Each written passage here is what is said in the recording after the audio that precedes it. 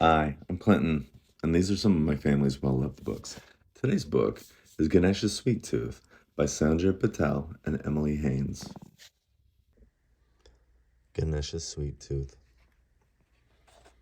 Ganesha is a Hindu god. He is very important and powerful, and a tad chubby. But when he was a kid, he was just like any other kid, except that he had an elephant's head and cruised around on a magical mouse collecting fruit, rice, sweets, and other gifts from the temples in his neighborhood. Ganesha loved to eat sweets and candy, especially the traditional Indian dessert laddu. His best friend, Mr. Mouse, could eat only one at a time, which was okay by Ganesha.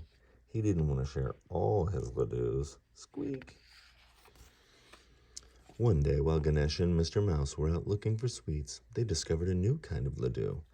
The Super Jumbo Jawbreaker Laddu. Ganesha snatched up the shiny treat and was about to eat it right there on the spot. "Wait," squeaked Mr. Mouse. "Don't eat it. It's a jawbreaker. It'll break your tusk." "But I am a god," said Ganesha. "I'm invincible." Ganesha popped the laddu in his mouth. He bit down and... snap! Squeak! "Oh no!" Mr. Mouse yelled. "How will I ever put my tusk back on?" Ganesha wailed. Ganesha was very clever and tried all sorts of ideas. What if I tie it on with string? What if I stick it on with glue? Maybe I could hold it on with my hand. But nothing worked. "I look lopsided," he said. "Everyone will laugh at me." "No, they won't," said Mr. Mouse. "Everyone loses their teeth, and besides, you already have an elephant's head, and your friends still love you."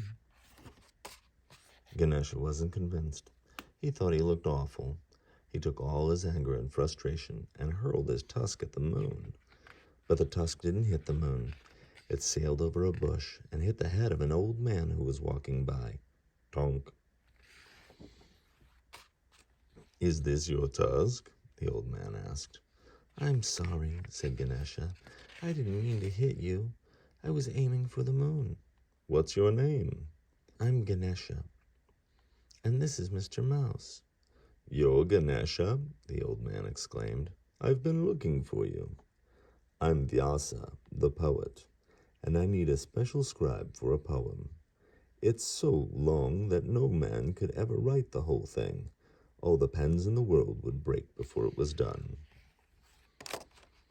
"I'm not a man," said Ganesha, "and I love stories, but I don't have anything to write with." "What about your tusk?" Vyasa asked. "It's just a big tooth," Ganesha said. "It's a very special tooth," Vyasa explained, handing Ganesha a piece of paper. "Give it a try." Ganesha took the paper and pressed down with the tip of his tusk. It made a mark. Ganesha was so excited that he drew a flower and a tree and a picture of Mr. Mouse, along with a few of his other favorite things. "I love my tusk," said Ganesha. "I'd be happy to help you. What is the story about?" "The beginning of things," said Vyasa. "It's rather hard to sum up. It's called the Mahabharata." "Excuse me," said Mr. Mouse, jumping on the end of Ganesha's trunk.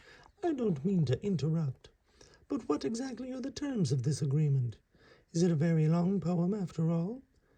Can you tell the whole story on one go, Vyasa? No stopping?" "As long as Ganesha understands the meaning of everything I say."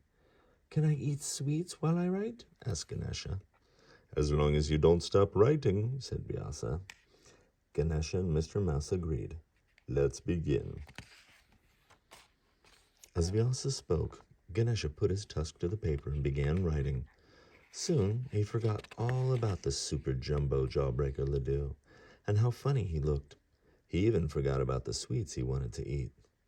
"Long ago," Vyasa said, "there lived a very brave king of Hastinapur.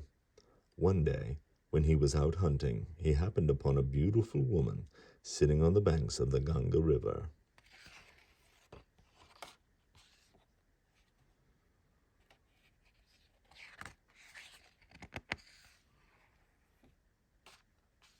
100,000 verses later, Ganesha put down his tusk.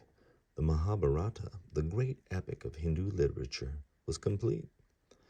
Ganesha peeked around the stack of paper and saw that Mr. Mouse had been eating his way through the ladoos. As they worked, the poem had taken a very long time. But Ganesha was happy to see there were still a few left for him and his friends.